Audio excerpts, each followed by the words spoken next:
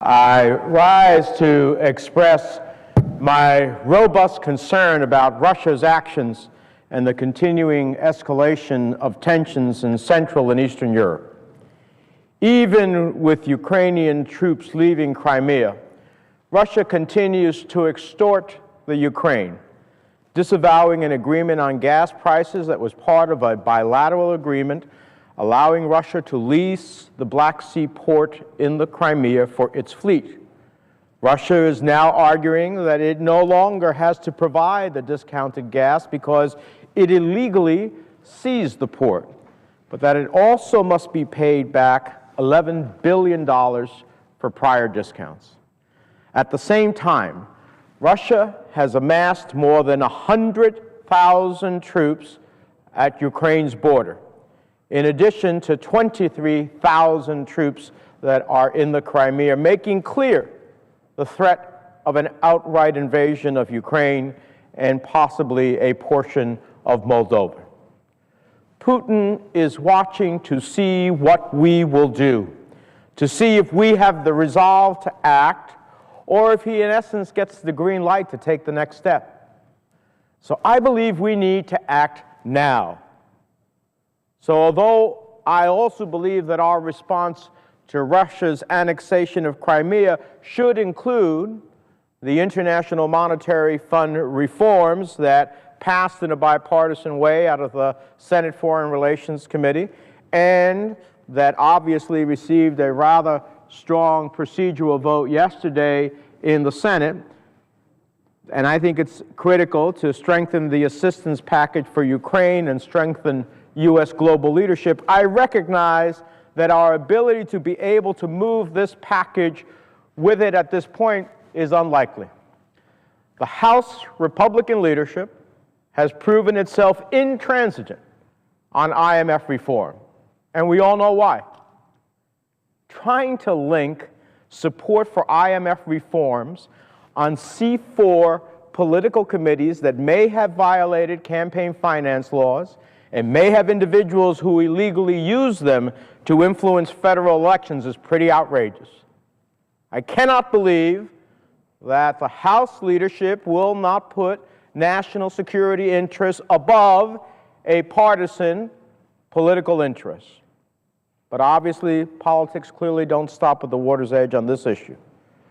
So while I'm not happy about it, I believe we need to move forward on a bill today that sends the necessary message of support to the Ukraine and resolve to Russia.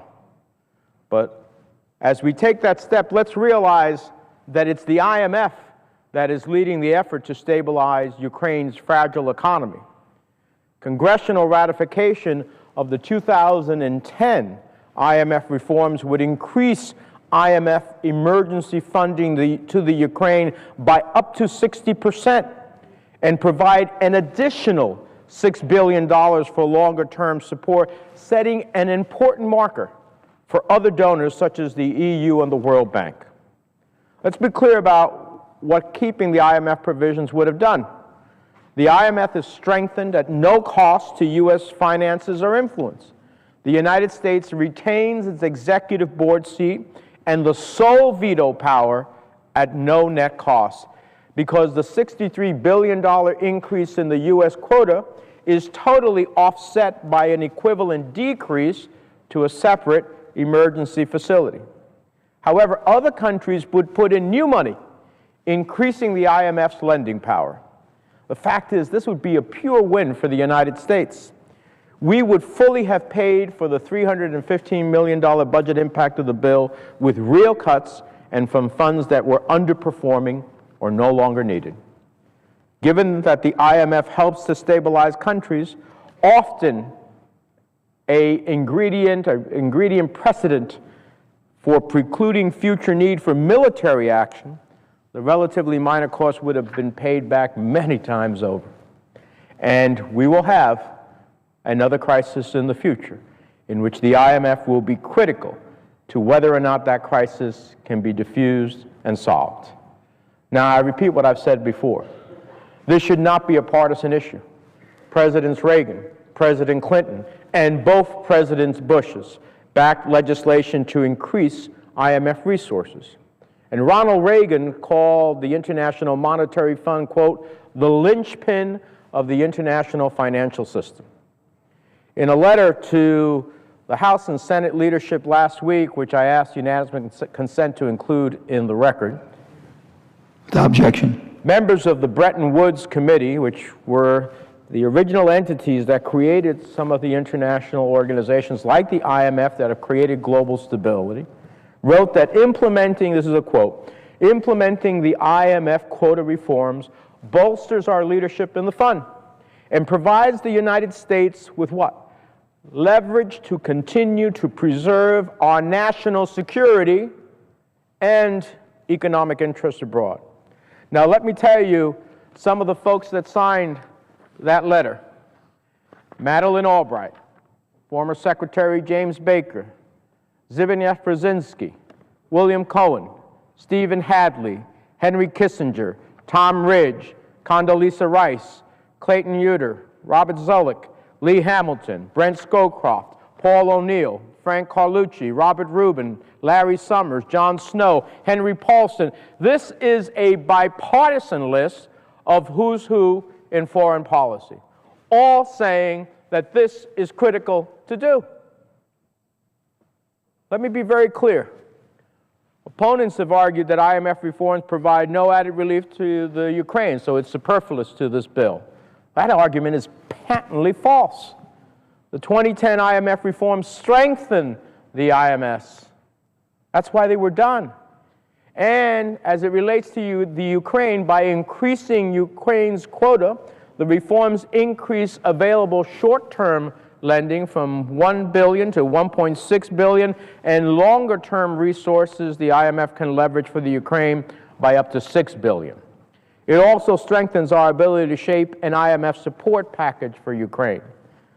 Now, critics say IMF reforms undermine U.S. influence and increase Russia's influence in the IMF, and they're dead wrong again. We remain the largest IMF shareholder even after reform. We are guaranteed our executive board seat, and we will continue as the only country with veto power over major IMF decisions.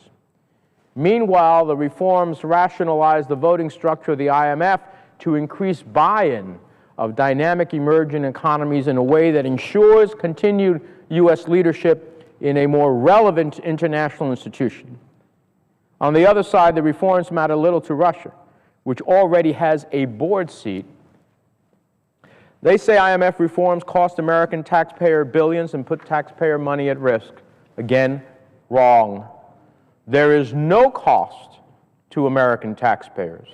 The reforms included in the Senate Ukraine bill preserve U.S. leadership, the veto position in the IMF, without increasing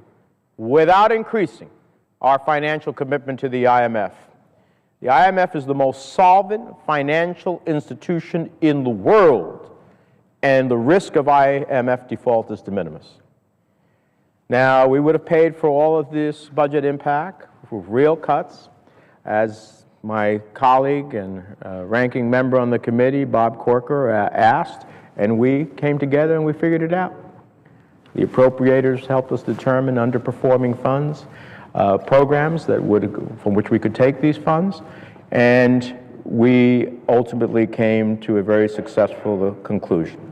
I regret that the failure to strengthen the IMF to support the Ukraine and other unforeseen crises around the world will endanger the system that we have so painstakingly built.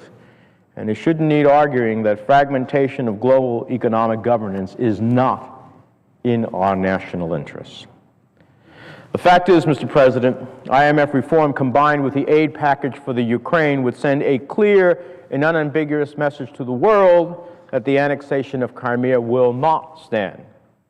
But I understand this institution and our political realities, so I've come to the floor to ask that we come together to at least send our message of support to the Ukraine and another message to Putin.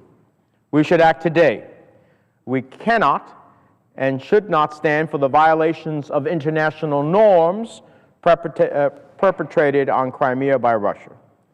The world is watching, and the world's superpower cannot be seen as incapable of rising to Russia's challenge. That is the responsibility before the Senate today. So for those who have criticized the IMF reform, and because the House leadership doesn't want to pursue it because of extraneous matters having to deal with politics and not policy, willing to risk national security issues, you're going to get your way today.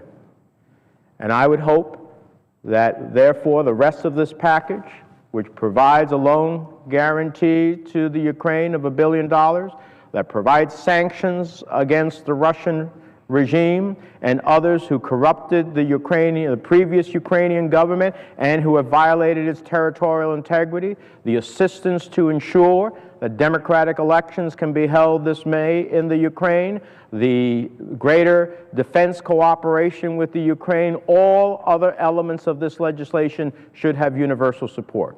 And we should do it today in order to ensure that we send a clear, unambiguous message as 100,000 Russian troops are on the eastern front of the Ukraine. That is, I believe, a critical moment for us to answer affirmatively.